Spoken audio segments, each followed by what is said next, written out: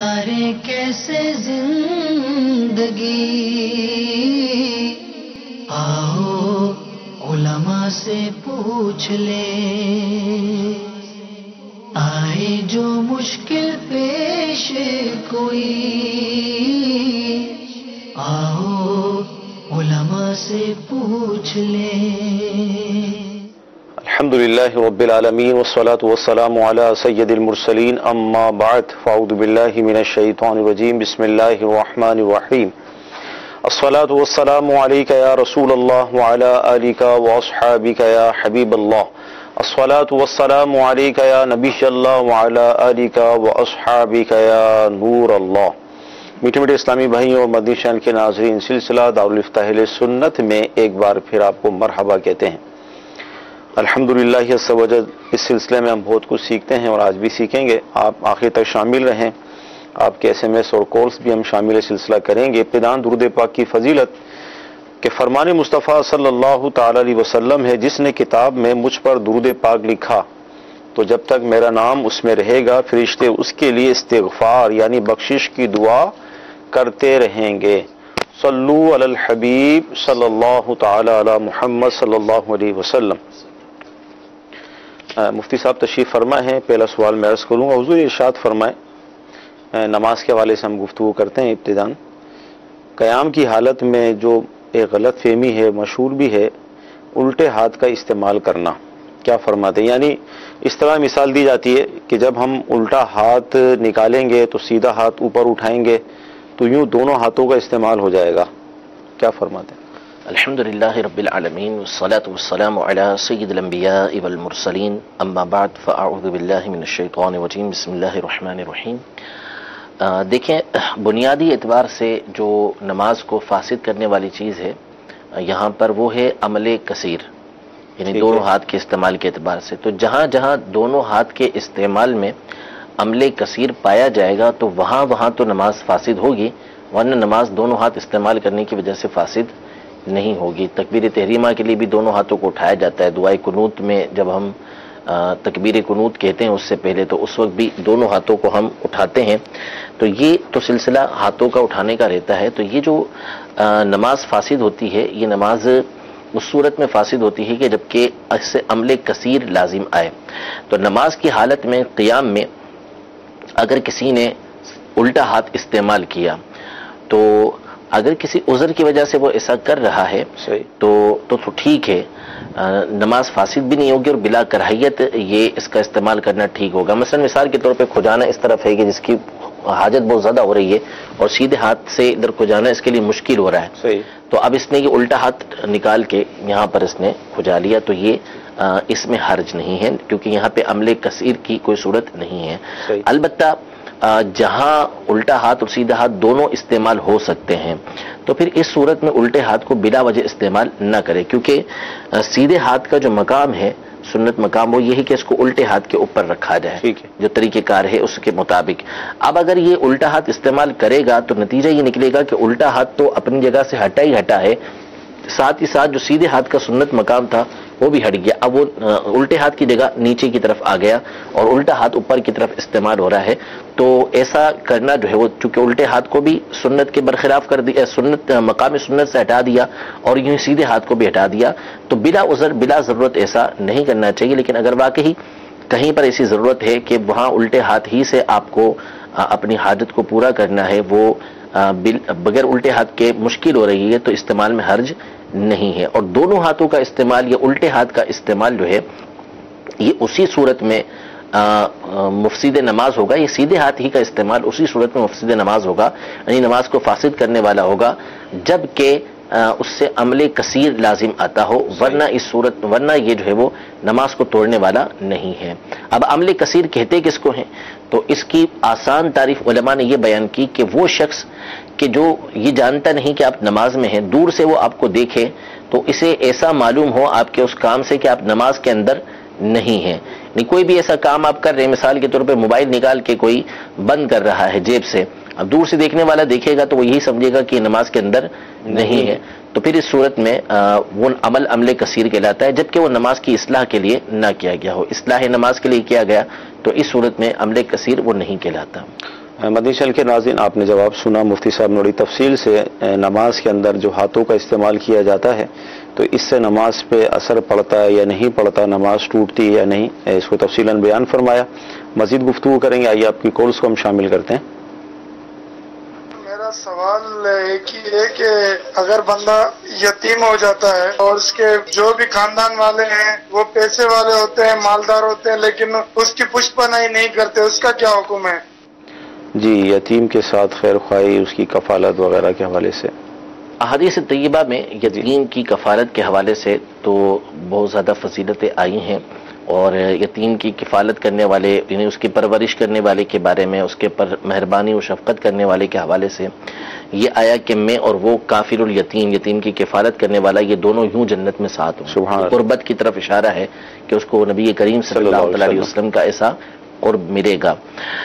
لیکن یہاں چند باتیں ذہن نشین رہیں کہ ایک تو ہے کہ یتیم کی پرورش بعضوں پر تو واجب بنے گی، صحیح، یعنی جس کے اوپر اس کا نفقہ لازم آتا ہے تو ظاہر ہے کہ وہ اس کا نفقہ اٹھائے گا۔ اس کے صورتیں بنتی ہیں کہ کس کے اوپر اس کا نفقہ لازم آ رہا ہے، یہ موقع کی مناسبت سے دیکھا جائے گا کہ کون اس کا کفیل بنے گا، کون اس کا ذمہ دار بنے گا کہ اس کے اوپر اس کا نفقہ یہ لازم ہے۔ لہذا بعض صورتوں میں تو اس کی کفالت کرنا یہ واجب اور ضروری ہوگا، ورنہ یہ کہ اگر واجب و ضروری نہیں ہوتا تو کم از کم اس کے فضائل تو یہ موجود ہیں کہ جو یتیم کے ساتھ اچھا سلوک کرنے والا ہے اس کو نبی کریم صلی اللہ تعالیٰ علیہ وسلم نے بہت ساری بشارتیں عطا فرمائی ہیں۔ دوسری بات یہ یاد رہے کہ یتیم جو ہوتا ہے یہ نابالغ ہوتا ہے۔ نابالغ کو یتیم کہا جاتا ہے، بندہ جب بلوغت کی حد کو پہنچ گیا، نابالغ اس کا ہونا ختم ہو گیا، اب وہ بالغ ہو چکا تو اب بالغ یہ یتیم نہیں ہوا کرتا، بلوغت کے بعد اس کی یتیم ہونا یہ ختم ہو چکا ہے۔ البتہ اس کے ساتھ حسن سلوک، بالخصوص اگر وہ ایسا ہے کہ جو اپنے کام کاج کے لائق نہیں ہے، چھوٹا ہی ہے، اگرچہ بالغ ہو چکا لیکن اس قابل نہیں ہے کہ کوئی کام کاج وغیرہ کر سکے، تو اس کے ساتھ تو بالخصوص حسن سلوک یہ ایک اچھی بات ہے۔ اور بعض صورتوں میں وہی میں نے عرض کیا کہ اگر یہ کمانے کے لائق نہیں ہے تو جس کے اوپر اس کا نفقہ لازم ہوتا ہے وہ اٹھانا اس کے اوپر لازم ہوگا۔ جی، مزید کالس لیں گے۔ میں نماز پڑھتا ہوں تو کرسی میرے پیچھے رکھی ہوتی ہے، تو کھڑے ہو کے قیام اور رکوع جو ہے میں کھڑے ہو کے کرتا ہوں نیت باندھ کے، اور جب سجدے کے لیے جو ہے میں تو کرسی پہ بیٹھ جاتا ہوں، اس کے بعد سجدہ جو ہے وہ اشارے سے کرتا ہوں کیونکہ نیچے بیٹھ نہیں سکتا۔ ٹھیک ہے، کے بارے میں ارشاد کیا فرماتے ہیں کرسی پہ اس نماز؟ کے حوالے سے کئی مرتبہ ہمارے یہاں سے شرعی رہنمائی دی جا چکی ہے، اور ہمارا دارالفتہ اہل سنت کا اس حوالے سے ایک رسالہ کرسی پر نماز پڑھنے کے احکام بھی موجود ہے۔ تو اب یہ جو صورتحال بتا رہے ہیں اس میں اگر واقعی یہ سجدہ نہیں کر سکتے، پاؤں موڑتے نہیں مثال کے طور پر ان کے کہ جس کی وجہ سے یہ سجدہ کر سکیں، تو اس صورت میں علماء نے یہ ارشاد فرمایا کہ جس پر سجدہ نہیں ہے، یعنی جو سجدہ نہیں کر سکتا تو اس کے اوپر سے قیام بھی ساقط ہو جاتا ہے، یعنی اب قیام بھی اس کے اوپر فرض نہیں رہتا۔ اختیار اس کو یہ ہے کہ چاہے تو کھڑا ہو کے نماز پڑھے، رکوع کرے، پھر اس کے بعد کرسی پر بیٹھ جائے اور یا زمین پہ بیٹھ جائے، یہ اس کو اختیار حاصل ہے، اور چاہے تو ساری ہی نماز بیٹھ کر ادا کرے کہ اس بیٹھ کر ہی وہ قیام کرے، بیٹھ کر ہی رکوع کا اشارہ کرے، اور پھر اس کے بعد جو ہے وہ سجدے کا اشارہ کرے، اور یہی اس کے لیے افضل ہے۔ یعنی اس کو اجازت اس بات کی ہے کہ چاہے تو قیام کر لے، کھڑا ہو جائے، اس کا بھی اختیار دیا گیا، لیکن بہتر یہی ہے اس کے لیے کہ اگر اس کے اوپر سجدہ نہیں ہے تو اب ساری کی ساری نماز بیٹھ کر ہی ادا کریں۔ مدنی چینل کے ناظرین کالس ہم نے شامل کی، آئیے آپ کیسے اس میں شامل کرتے ہیں۔ ابھی عمل کثیر کے حوالے سے جو آپ نے ایک تفصیلی جواب دیا تو ایس ایم ایس یہ آیا کہ اصلاح نماز سے کیا مراد ہے، مطلب کیا ہے؟ مثال کے طور پر جو ہے وہ کپڑا کھسک رہا ہے اس کا، ٹھیک ہے، اور اس بات کا اندیشہ ہے کہ اگر یہ اس کو روکے گا نہیں تو اس صورت میں یہ پھسلتا ہوا اس کا کپڑا نیچے چلا جائے گا، تو اس صورت میں وہ اس کو ٹھیک کر سکتا ہے کہ دونوں ہاتھوں سے اس کو ٹھیک کرنا پڑا، جو بظاہر عمل کثیر نظر آ رہا ہے، لیکن یہ کرنے کی اس کو ٹھیک کرنے کی اجازت ہوگی۔ تو ایسا معاملہ کہ جس کی وجہ سے اس کی نماز فاسد ہو رہی ہے، اور اگر وہ اصلاح نماز وہ نہیں کرے گا تو نماز فاسد ہو جائے گی، تو اس کو روکنے کے لیے اگر وہ کام کرتا ہے تو یہ اس کو عمل کثیر نہیں کہا جائے گا۔ ٹھیک ہے، امام نے سلام پھیر دیا تو مقتدی کی کچھ رکعتیں جو نکل چکی ہیں صورتوں کے لحاظ سے، یعنی وہ کس طرح پڑے گا؟ ایک آدھ رکعت اگر نکل گئی، یعنی صورتوں کے اعتبار سے اب اس کے لیے ابتدا ہے۔ صحیح، مثال کے طور پر اس کی عشاء کی 3 رکعتیں نکل گئی ہیں اور چوتھی رکعت میں وہ امام کے ساتھ شامل ہوا ہے، تو اب جب یہ امام صاحب سلام پھیر لیں گے تو یہ کھڑا ہوگا، کھڑے ہو کے اس نے تلاوت کرنی ہے، یعنی سورہ فاتحہ پڑھنی ہے، ثنا پڑھنی ہے، اس کے بعد سورہ فاتحہ پڑھنی ہے، پھر اس کے بعد سورت پڑھنی ہے۔ یہ رکعت اس نے مکمل کی تو اب التحیات کے اعتبار سے اس کے لیے دوسری رکعت ہے، اس نے التحیات پڑھنی ہے، تشہد پڑھنا ہے قاعدہ کر کے، پھر اس نے کھڑے ہو جانا ہے اور کھڑے ہو کر اس نے تلاوت کرنی ہے، سورہ فاتحہ پڑھنی ہے، اس کے ساتھ اس نے سورت ملانی ہے اور یہ رکعت یہ مکمل کرے گا۔ سجدہ کرنے کے بعد یہ کھڑا ہو جائے گا۔ اب تیسری رکعت کے اندر سورہ فاتحہ پڑھے، چاہے تو اس کے ساتھ سورت ملا لے، یہ اس کو اختیار ہے، بہتر ہے اس کے لیے کہ یہ سورت ملائے کیونکہ یہ اکیلا پڑھنے والا ہے۔ تو یہ اس کے لیے بار سے تیسری رکعت ہے کہ اس میں اس نے سورہ فاتحہ تو پڑھنا ہے، لیکن اگر اس کے ساتھ سورت ملانا چاہتا ہے تو بھی اس کو اجازت ہے، لیکن اگر نہیں ملائی تو بھی اس کی نماز یہ ہو جائے گی۔ تلاوت کرنے کے بعد پھر رکوع کرے، سجدہ کرے اور اپنی نماز کو مکمل کرے۔ مدنی چینل کے ناظرین، نماز کے حوالے سے عرض کریں گے کہ امیر اہل سنت کی ایک مائع تصنیف ہے نماز کے احکام، اگر آپ اس کو حاصل کر لیں گے تو اس میں الحمدللہ عز و جل وضو کے حوالے سے، غسل کے حوالے سے، تیمم کے حوالے سے، دیگر پہ نماز کی شرائط، فرائض، واجبات، تو پوری تفصیل کافی حد تک اس میں مسائل موجود ہیں، تو آپ اس کتاب کو حاصل کر لیں، اس کا مطالعہ کریں، انشاءاللہ عز و جل بہت اہم معلومات آپ کو حاصل ہوگی۔ ایک اور ایسے میں شامل کرتے ہیں، سورہ ملک ہم روزانہ پڑھتے ہیں اور زبان پر کافی الفاظ اس کے چڑھ بھی گئے ہیں، لیکن تلفظ درست نہیں ہو پا رہا اور چھوڑنے کا دل بھی نہیں چاہتا، تو اب کیا کریں؟ اس حوالے سے ارشاد فرمائیں۔ دیکھیں، تلفظ تو درست کرنا یہ ٹھیک ہے اور اچھی بات ہے کہ چھوڑنے کا دل نہ چاہے، ٹھیک ہے، لیکن ظاہر ہے کہ غلط تلفظ کے ساتھ پڑھنا یہ تو شرعاً جائز نہیں ہے، تو اپنے تلفظ کو درست کریں، کسی قاری صاحب سے، اگر اسلامی بہن ہے تو کسی قاریہ سے رابطہ کریں اور ان کو اپنا جو قرآن پاک ہے وہ پڑھنا ان کو سنائیں، تاکہ آپ کے یہاں سورہ ملک کے علاوہ اور مقامات پہ غلطیاں ہیں تو وہ ٹھیک ہو سکیں۔ تو تلفظ کا ٹھیک کرنا، کیا مخارج کا ٹھیک ہونا یہ ضروری ہے کہ ایک حرف دوسرے حرف سے بالکل ممتاز ہونا چاہیے، الگ الگ جدا جدا انداز میں جو ادائیگی کا طریقہ کار ہے ہر حرف کا، یہ سیکھنا ضروری ہے، لازم ہے۔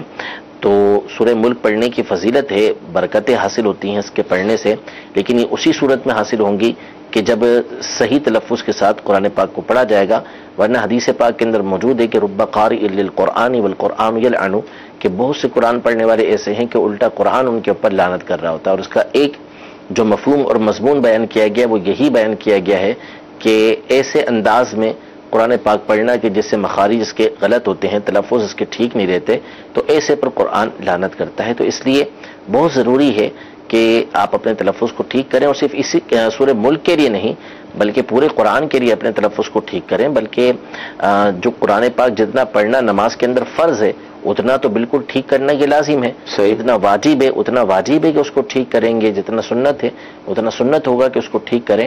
تو بہرحال پورے قرآن کا تلفظ آپ کا ٹھیک ہونا چاہیے، اور پورے قرآن سے مقصد یہ ہے کہ جب آپ مخارج کو ٹھیک کر لیں گے، تلفظ کو ٹھیک کر لیں گے، چند مقامات سے وہ ٹھیک ہو جائے گا، تو پڑھتے رہیں گے تو سارے قرآن میں آپ کے مخارج یہ ٹھیک ہوتے چلے جائیں گے۔ مدنی چینل کے ناظرین، آپ کو عرض کریں گے کہ دعوت اسلامی کے کم و بیش تقریباً 104 شعبہ جات ہیں، اور اس میں ایک شعبہ ہے مدرسۃ المدینہ۔ تو اب اس کی تقسیم یہ ہے کہ مدنی منوں اور منیوں کے الگ سے پورا ایک سسٹم موجود ہے، اسی طرح اسلامی بھائیوں کے، اسلامی بہنوں کے، یعنی جو بالغ اسلامی بھائی ہیں، اسلامی بہنیں، ان کے بھی الحمدللہ اس طرح کے یہ ہمارے مدارس المدینہ موجود ہیں۔ تو آپ جس شہر میں رہتے ہیں وہاں کے قریبی اسلامی بھائیوں سے اگر رابطہ کر لیا جائے تو انشاءاللہ عز و جل قرآن پڑھنے کے حوالے سے آپ کو یہ سہولت جو ہے مل جائے گی، اور جو غلطیاں وغیرہ ہیں انشاءاللہ عز و جل وہ دور ہو جائیں گی۔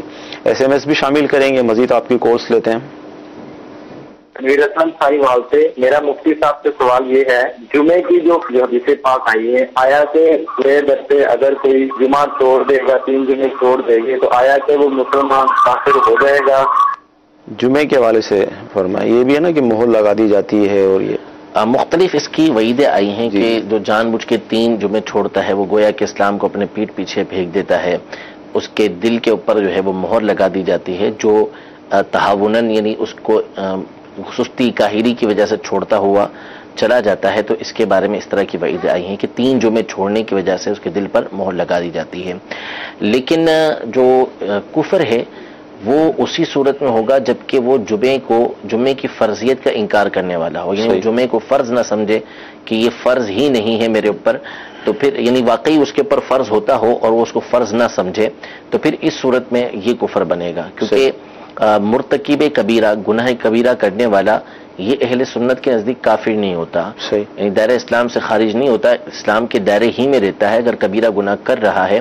ہاں ایسا گناہ ہے کہ جس کی جو ضروریات دین سے ہے، معلوم ہے اس کا گناہ ہونا کہ یہ اس کی جیسے فرضیت جمعے کی یہ ضروریات دین میں سے ہے کہ ہر خاص و عام جانتا ہے کہ جمعہ یہ فرض ہے، ہر ایک پر پڑھنا ضروری، یعنی ہر عاقل بالغ اور جو مقیم شخص ہے جس کے اوپر جماعت جمعہ واجب ہوتی ہے وہ جمعہ پڑھنا اس کے اوپر لازم ہوتا ہے، اور اس نے جمعے کی فرضیت کا انکار کر دیا کہ اس نے اس کو فرض ہی نہ سمجھا، تو اب چونکہ وہ فرضیت کا انکار کرنے والا ہے اور یہ ضروریات دین کا انکار ہے تو اس صورت میں وہ دائرہ اسلام سے خارج ہو جائے گا، لیکن یہ اس کے عقیدے اور اعتقاد کی وجہ سے یہ کافر ہوگا۔ ورنہ اگر کوئی 3 جمعے چھوڑ دیتا ہے تو یہ بہت ہی برا کام ہے، بہت ہی قبیح کام ہے اور گناہ والا کام ہے، اور اندیشہ اس بات کا رہے گا کہ اللہ نہ کرے اس کی سستی کاہلی کی وجہ سے کہیں ایسا نہ ہو کہ اس کا ایمان ضائع ہو جائے۔ البتہ رہے گا جب تک وہ جمعے کی فرضیت کو جانتا ہے، مانتا ہے کہ ہم اس کو فرض مانتے ہیں، تو اس صورت میں وہ کافر نہیں ہوگا، مسلمان ہی رہے گا، لیکن اندیشہ اس بات کا رہے گا کہ کہیں اس کا ایمان یہ اس گناہ کے سبب ضائع نہ ہو جائے۔ ٹھیک جی، مزید کالس لیں گے۔ مفتی صاحب کی بارگاہ میں میرا یہ سوال ہے، کیا نکاح پڑھانے والا خود گواہ بن سکتا ہے؟ برائے مہربانی ارشاد فرما دیجیے۔ جی قاضی صاحب، نکاح کرانے والا اس کی مختلف صورتیں بنتی ہیں کہ بعض اوقات تو وہ گواہ بن سکتا ہے، لیکن عمومی طور پہ جو گواہ ہوتے ہیں وہ الگ ہونا ضروری ہے، نکاح پڑھانے والے کے علاوہ جو ہے وہ 2 گواہ الگ سے مقرر ہوں۔ ٹھیک جی، اگلی کال۔ سوال ہے کہ جو نوافل ہیں وہ بیٹھ کر ادا کر سکتے ہیں یا نہیں؟ اچھا، عشاء کے 2 نوافل کے لیے تو مشہور بھی ہے کہ اسے بیٹھ کے پڑھا جائے۔ دیکھیں بعض چیزیں نبی کریم صلی اللہ علیہ وسلم کے خصائص میں سے، خصوصیات میں سے ہیں، وہ آپ علیہ السلام کے ساتھ خاص ہیں، جیسے فجر کی 2 سنتیں پڑھ کے آرام کرنا، سو جانا، پھر اس کے بعد اٹھ کے نماز ادا کرنا۔ وضو بھی حضور علیہ السلام کا نہیں ٹوٹتا تھا، اسی وضو سے آپ نے نماز ادا کی، آپ علیہ السلام کی خصوصیات میں سے ہے۔ تو اب ہر ایک اس طرح نہیں کرے گا کہ وہ فجر کی سنتیں پڑھ کے سو جائے اور پھر اٹھ کر جو ہے وہ اسی وضو کے ساتھ نماز ادا کرے۔ تو بعض چیزیں نبی کریم صلی اللہ علیہ وسلم کی یا انبیاء کرام علیہ السلام کی خصوصیات میں سے ہوتی ہیں۔ نفل جو پڑھنے کا حکم ہے وہ احادیث کی روشنی میں کھڑے ہو کر پڑھنے کا، اس میں ثواب زیادہ ہے کہ اگر کھڑے ہو کے پڑھیں گے تو اس میں ثواب زیادہ ملے گا، بیٹھ کے پڑھیں گے تو کھڑے ہونے کے مقابلے میں ثواب یہ کم ملے گا۔ نفل میں چونکہ قیام فرض نہیں ہے، یعنی کھڑے ہونا یہ فرض نہیں ہے، اگر بیٹھ کے پڑھے ہیں نوافل تو نوافل ادا ہو جائیں گے، لیکن جو کھڑے ہونے کا ثواب ہے وہ بیٹھنے کا ثواب سے دگنا ہے، لہذا کھڑے ہو کے پڑھے گا تو زیادہ بہتر ہے۔ جہاں تک رہا نبی کریم صلی اللہ تعالیٰ علیہ وآلہ وسلم کا معاملہ، تو جب آپ علیہ السلام کی عمر بڑی ہو گئی تو اور جسم مبارک میں کچھ کمزوری واقع ہوئی، تو اس وقت آپ علیہ السلام نے بیٹھ کے نوافل ادا کیے، ورنہ آپ علیہ السلام کھڑے ہو کر نوافل ادا فرمایا کرتے تھے، تو اس لیے کھڑے ہو کر نوافل پڑھنا یہ بہتر ہے اور اس میں ثواب زیادہ ہے۔ جی اگلی کال۔ میں لاہور سے بات کر رہا ہوں، میرا سوال یہ ہے کہ یہ جادو ٹونا، کیا اس پر ایمان رکھنا چاہیے یا نہیں؟ جادو ٹونا ایمان، دیکھیں ایمان تو مطلب یہ ہے جیسے مثال کے طور پہ شیطان ہے، تو اب شیطان کے وجود کا ایمان رکھنا تو ضروری ہے، کیونکہ شیطان کا جو ذکر ہے وہ قرآن پاک کے اندر موجود ہے۔ جنات کا وجود کا ایمان رکھنا تو یہ ضروری ہے کہ یہ موجود ہے، کہ قرآن پاک میں اس کا تذکرہ موجود ہے۔ ابو لہب کا وجود کا ایمان رکھنا ضروری ہے کہ قرآن پاک میں اس کا تذکرہ موجود ہے۔ یوں ہی جادو جو ہے چونکہ اس کا تذکرہ قرآن پاک کے اندر موجود ہے، احادیث طیبہ کے اندر موجود ہے، تو اس کے وجود کا اعتقاد رکھنا تو ضروری ہے کہ جادو ہوتا ہے۔ وجہ یہ ہے کہ اگر آپ اس کا انکار کریں گے کہ جادو کوئی چیز ہی نہیں ہے، ہوتا ہی نہیں ہے، تو اس کا مطلب ہے کہ قرآن پاک کی کئی آیتوں کا آپ انکار کر دیں گے۔ قرآن پاک میں سورہ بقرہ کے اندر اللہ تبارک و تعالیٰ نے خاص طور پہ تذکرہ جو ہے وہ ہاروت ماروت علیہم السلام کا تذکرہ کیا، جو فرشتے تھے اور زمین پر لوگوں کے آزمائش کے لیے اتارے گئے۔ یعلمون السحر، وہ جادو سکھاتے تھے لیکن اس سے پہلے تنبیہ کر دیتے تھے کہ یہ فتنہ ہے، یہ آزمائش ہے۔ تو بہرحال جادو کا تذکرہ وہاں پر موجود ہے، تو اس اعتبار سے تو اعتقاد رکھنا یہ ضروری ہے کہ چونکہ قرآن پاک کے اندر جادو کا تذکرہ آیا ہے، لہذا اس کا اعتقاد رکھیں گے کہ جادو یہ ہوتا ہے، تو یہ حق بات ہے کہ یہ ہوتا ہے۔ اب رہا کسی چیز کا حق ہونا، یعنی اس کے وجود کا اعتقاد رکھنا، یہ الگ چیز ہوتی ہے، لیکن اب کیا اس کا مطلب یہ ہوگا کہ اس کو صحیح بھی جانے؟ تو یہ نہیں، یعنی ہے یہ غلط کام۔ جیسے شیطان کے اوپر اعتقاد یوں تو رکھا جائے گا کہ شیطان موجود ہے، لیکن ظاہر ہے کہ شیطان ایک باطل ہے اور شیطان ایک برا شخص ہے، بری ذات ہے، تو یوں اعتقاد رکھا جائے کہ یوں ہی جادو کے بارے میں یہ اعتقاد ہوگا کہ اس کا کرنا جو ہے، یہ جو کیا جاتا ہے یہ ناجائز و حرام ہے، اور بعض صورتوں میں کفر کی صورتیں بنتی ہیں، کیونکہ جادو جو ہے وہ بعض اوقات نعوذ باللہ غیر اللہ کی عبادت کر کے یا جو ہے شیطان کی عبادت کر کے اس طرح کے معاملات کر کے کیا جاتا ہے کہ جس کی وجہ سے شرک و کفر لازم آ رہا ہوتا ہے. تو جہاں پر اس انداز میں جادو کیا جائے گا وہ شرک و کفر ہوگا، ورنہ کم از کم اس کا درجہ حرام کا ہے کہ کرنا جو ہے یہ حرام ہے. لہذا جادو ہوتا ضرور ہے لیکن اس کا کرنا جو ہے یہ حرام ہے، اعتقاد رکھنا یہ ضروری ہے. لیکن دوسری بات یہاں پر جو کئی مرتبہ بیان کی جا چکی ہے ہمارے سلسلوں کے اندر کہ ایک چیز جو ہے اس کے وجود کا اعتقاد رکھا جائے گا، لیکن اس کا مطلب یہ نہیں ہوتا کہ ہر مقام پر جادو ہی ہو رہا ہے. ٹھیک ہے، یعنی ہمارے یہاں پر جو ایک سوچ بنی ہوئی ہے کہ بہت سارے مقامات پر چاہے وہ دنیاوی اعتبار سے پڑھے لکھے کہلاتے ہوں یا جو ہے وہ پڑھے لکھے نہ کہلاتے ہوں، بہت بڑا طبقہ ہے کہ جس کے اندر یہ سوچ پنپ رہی ہے اور موجود بھی ہے کہ چھوٹی چھوٹی باتوں پر ان کا یہ ذہن ہوتا ہے، یا کچھ بھی بڑے مسائل ہو گئے تو ذہن یہ ہوتا ہے کہ جادو ہوا ہے، اور پھر وہ باباؤں کے پاس گھومتے رہتے ہیں، پریشانی کے اندر مبتلا ہوتے رہتے ہیں، ایسوں کے پاس جاتے رہتے ہیں کہ جو ان سے مار اینٹتے رہتے ہیں اور ہوتا کچھ نہیں ہے. تو لہذا ہر معاملے کے اندر جادو نہیں ہوتا. بندے کو خود بھی بہت ساری باتوں کو سوچنا چاہیے کہ کن وجوہات کی بنیاد پر اس کے ساتھ ایسا معاملہ پیش آ رہا ہے.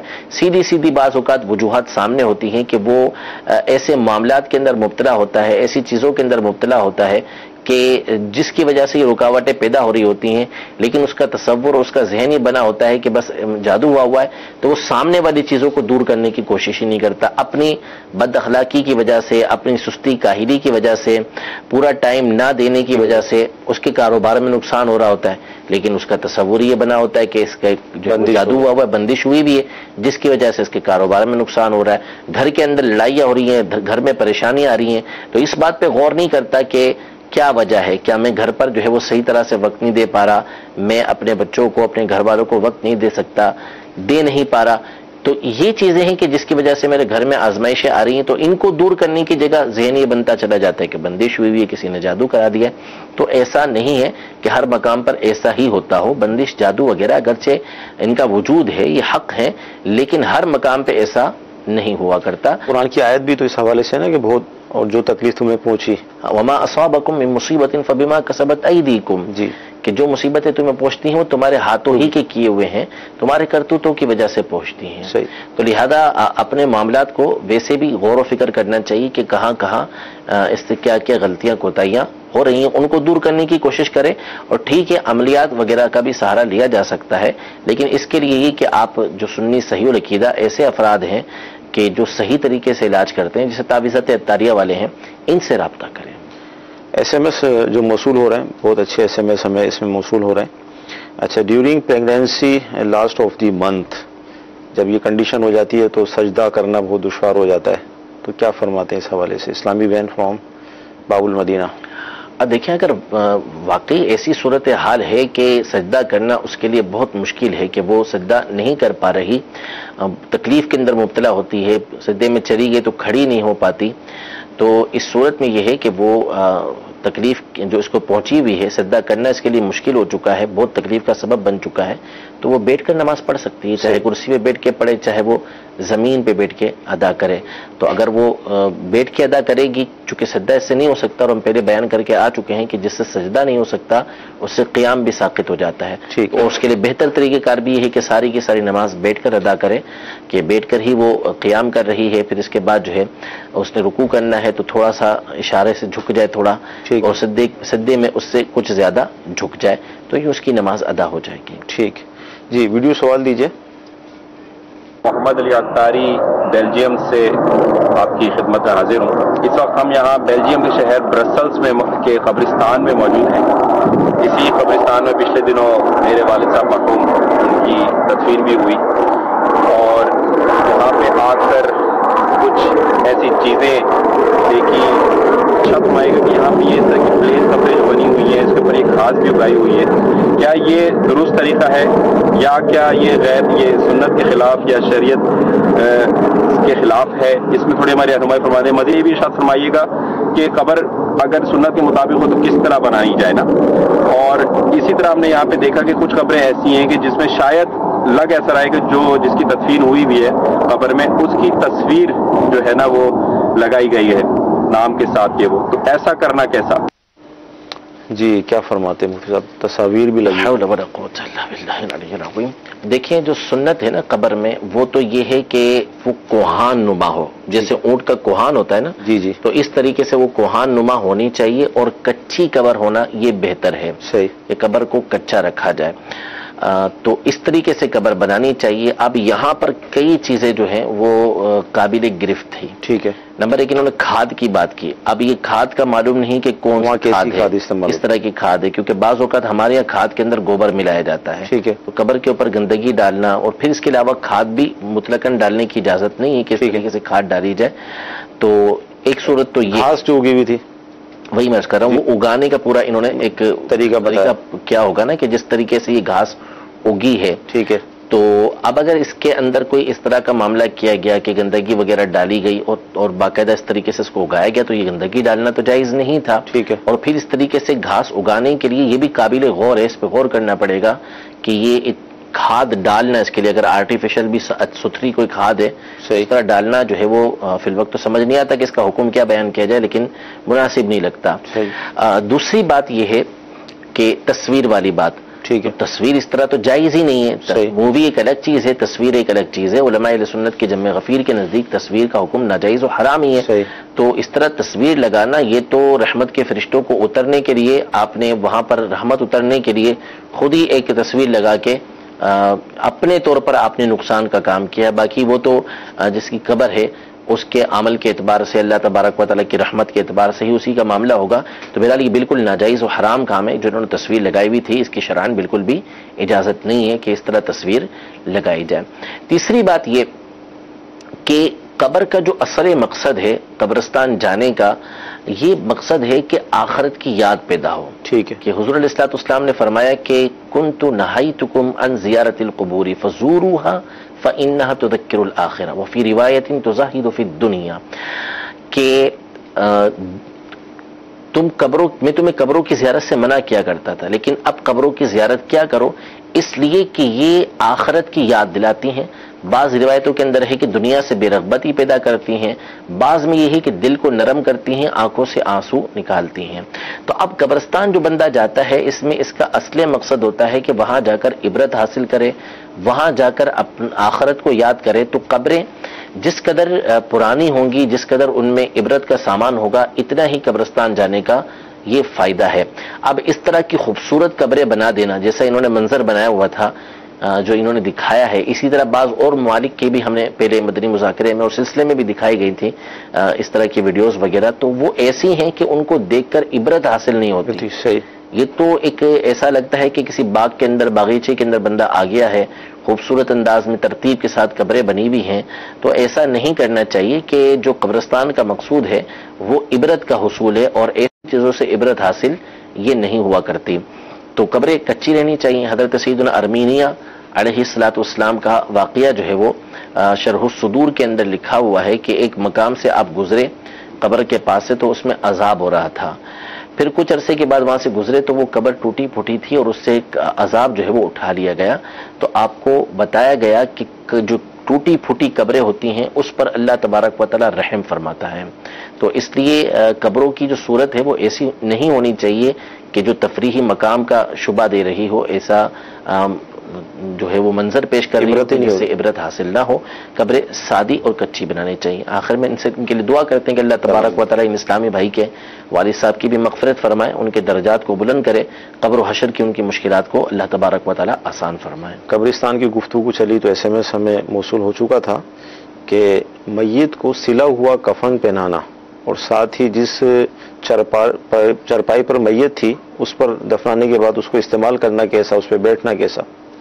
देखिए मुसलमानों में जो राइज है वो अनसिला कफन ही राइज है, तो अनसिला ही कफन उसको दिया जाएगा, सिला हुआ कफन उसको نہ دیا جائے. جو لٹھے کا کوڑا کفن ہے وہی اسی میں اس کو دفنایا جائے. بعض صورتیں مستثنا ہوتی ہیں, بعض حالات ایسے ہوتے ہیں شہید وغیرہ کے تو اس میں ایک الگ صورت بنتی ہے, لیکن بہرحال جو طریقہ کار مسلمانوں میں رائج ہے اسی طریقے سے اس کو کفن دیا جائے. اور یہ چارپائی جو ہے یہ کوئی نجس نہیں ہو جاتی, ناپاک نہیں ہو جاتی. اگر ناپاک ہو بھی جائے تو پاک کی جا سکتی ہے, تو اس کو بالکل استعمال کیا جائے گا. اور بعض صورتوں میں اس کے استعمال اس کو پھینک دینا یا اس کو ضائع کر دینا یا اس کو صدقہ کر دینا اس کی شرعن اجازت بھی نہیں ہوگی.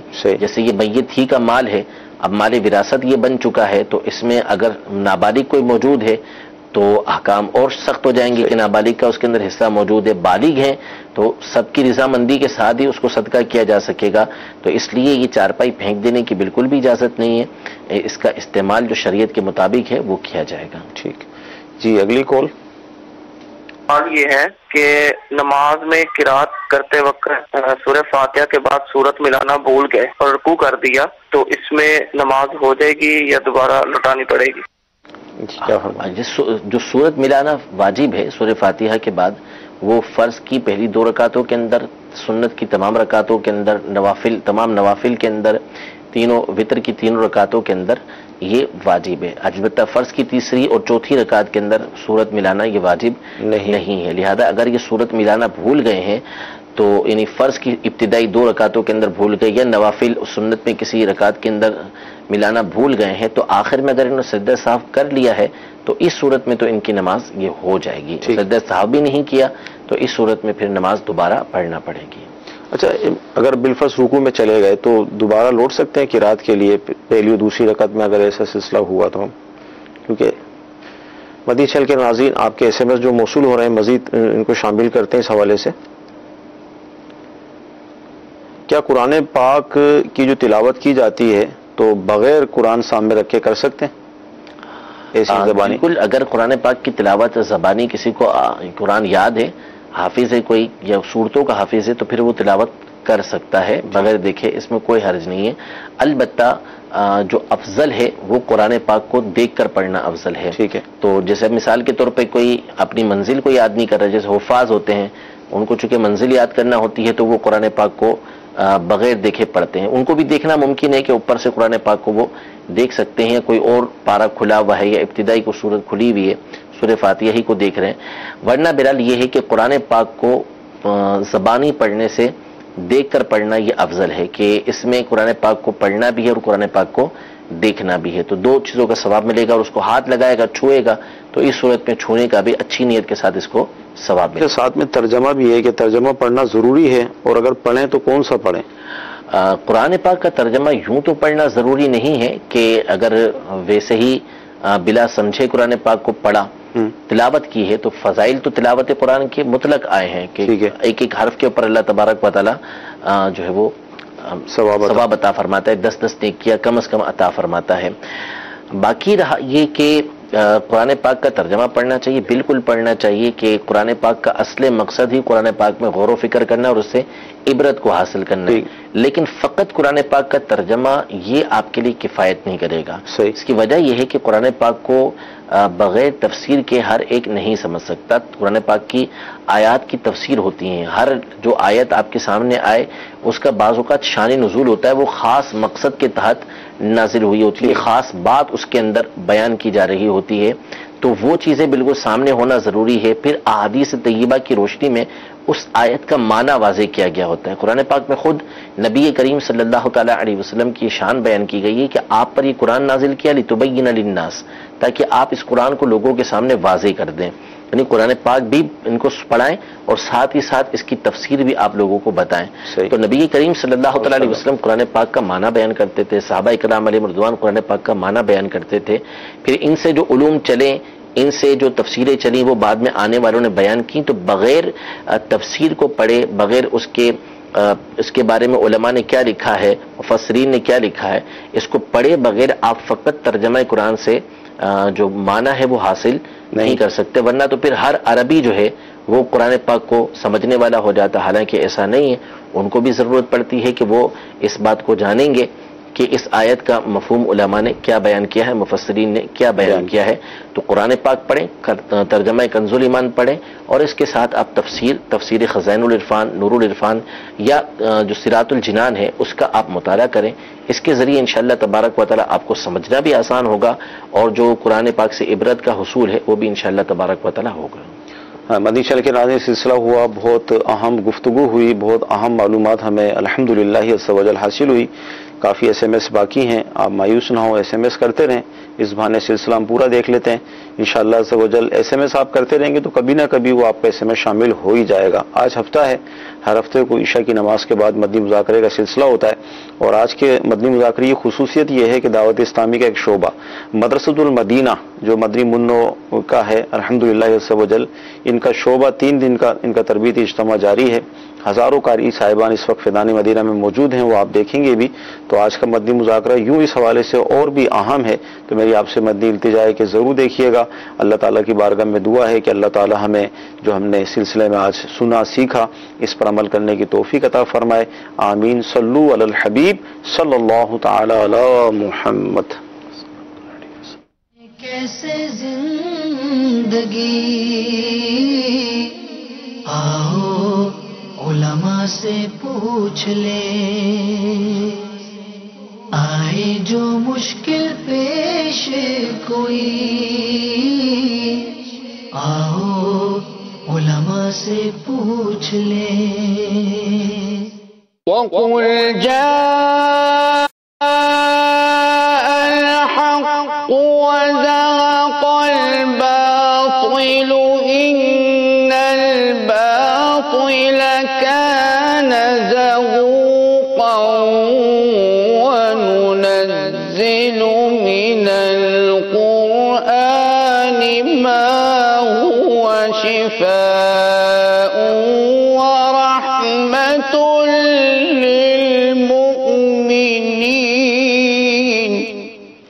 یہی بولے سدرا والے چمنے جہاں کی تھالے، چمنے جہاں کی تھالے، سبھی میں شان ڈالے، سبھی میں شان ڈالے، تیرے پائے کا نا پایا.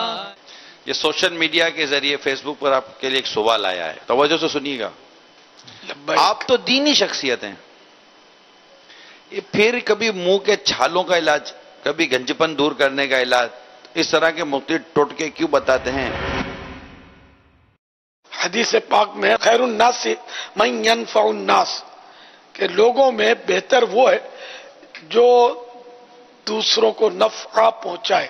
پیارے آقا صلی اللہ تعالی علیہ وآلہ وسلم نے بڑے علاج بتائے، یہاں تک کہ محدثین نے تو ان کے باب باندھے، طب نبوی، وہ کتابیں لکھی اس پر. مسواک کے بے شمار فضائل ہیں، تو کیا کھانے کے بعد مسواک کرنے کی بھی کوئی فضیلت ہے؟